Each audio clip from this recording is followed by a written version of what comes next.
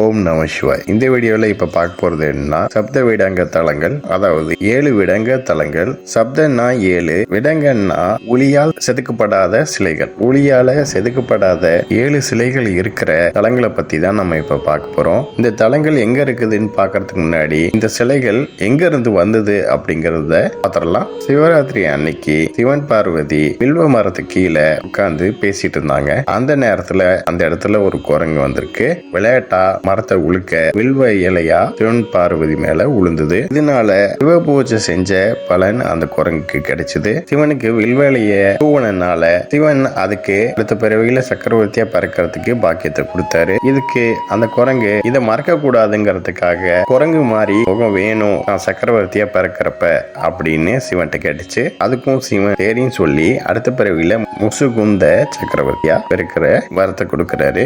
இந்த சக்கரவர்த்தி பெரிய வீரரா இருந்தாரு. அசுரர்களை அழிக்கிறதுக்காக தேவேந்திரனை இவர்கிட்ட உதவி கேட்டாரு. இவரோட உதவியினால அசுரர்களை அழிச்சு தேவேந்திரனை காப்பாத்தினாரு. அதுக்கு தேவேந்திரனும் இதுக்கான பிரதிபலனா ஏதாவது வேணுமா அப்படின்னு கேட்டான். இதுக்கு அந்த சக்கரவர்த்தி நீங்க பூஜிக்கிற இடங்கநாத சிலைய எனக்கு பரிசா கொடுங்க அப்படின்னு அந்த சக்கரவர்த்தி கேட்டாரு. இந்த சிலை தேவேந்திரனுக்கு மகாவிஷ்ணு பரிசா கொடுத்தது. ரொம்ப சக்தி வாய்ந்த சிலை. அதனால தேவேந்திரன் சக்கரவர்த்தி கொடுக்கறதுக்கு ரொம்ப யோசிக்கிறாரு. தேவேந்திரன் சரின்னு சொல்லிட்டு அதே மாதிரி சிலைய 6 சிலையை உருவாக்கி இந்த சிலையோட வச்சு 7 சிலையில இது உண்மையான சிலையோ அதை நீங்களே எடுத்துக்கோங்க அப்படின்னு சக்கரவர்த்திட்ட தேவேந்திரன் வாய்ப்பு கொடுக்கிறாரு. சக்கரவர்த்தியும் ஒவ்வொரு சிலையா பார்த்துட்டு அதுல உண்மையான சிலையில சுவாச காற்று இருக்கிறத பார்த்துட்டு அந்த சிலையை எடுத்துறாரு. இதை பார்த்த தேவேந்திரன் ஆச்சரியப்பட்டு 7 சிலையுமே நீங்களே எடுத்துக்கோங்க அப்படின்னு சொல்றாரு. இதுக்கப்புறம் அந்த சக்கரவர்த்தி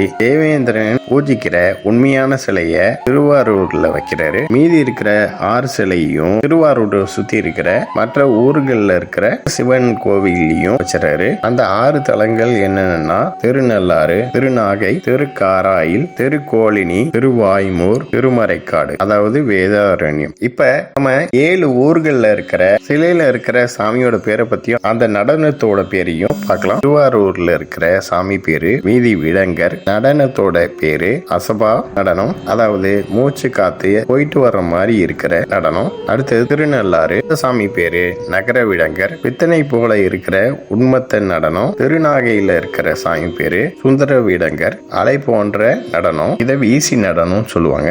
அடுத்தது திருக்காராயில் சாமி பேரு ஆதி விடங்கர், நடனம் கோழி நடக்கிற மாதிரி. இந்த நடனத்துக்கு பேரு குக்குட நடனம். திருக்கோளினியில சாமி பேரு அவனி விடங்கர், இதுல இருக்கிற நடனம் பிரிங்க நடனம், வண்டு பறக்கிற மாதிரி இருக்கும். அடுத்தது திருவாய்மூர், இதுல இருக்கிற சாமி பேரு நீல விடங்கர், இதுல தாமரை அசைகிற மாதிரி இருக்கிற கமல நடனம். அடுத்த கோயில் திருமறைக்காடு, இங்க சாமி பேரு புவனி விடங்கர், இங்க இருக்கிற நடனம் அண்ணன் நடக்கிற மாதிரி. இங்க இருக்கிற நடனத்துக்கான பேரு ஹம்சபாத நடனம். ஓகே வேர்ஸ், நெக்ஸ்ட் வீடியோ பார்ப்போம். இந்த சேனல் சப்ஸ்கிரைப் பண்ணுங்க, அண்ட் பெல் பட்டனை பிரஸ் பண்ணுங்க, லைக் பண்ணுங்க, ஷேர் பண்ணுங்க. தேங்க்யூ.